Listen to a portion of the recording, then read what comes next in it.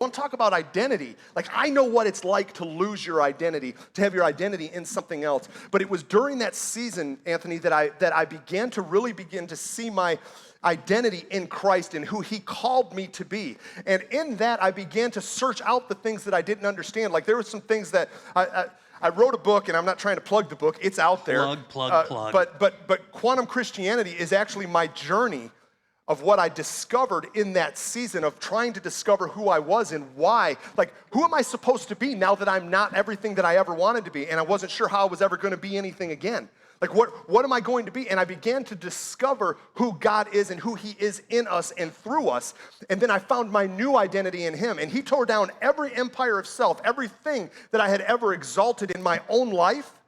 Everything that was ever built off of me and my giftings and my abilities, natural abilities to get up and speak for an hour and never even study for what I was getting ready to do or anything. Like he tore all of that kind of stuff down. I literally went through a season of stage fright in that same season where I couldn't even stand. I froze on a stage one time, which is the worst thing in the world if you've ever experienced that. It sucks so bad.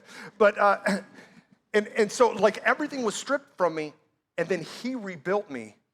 But he rebuilt me as a Christian believer first.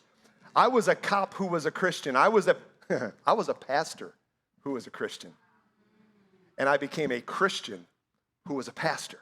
And it changed everything. I realized who my source was. I realized where my authority came from. And I began to walk in boldness.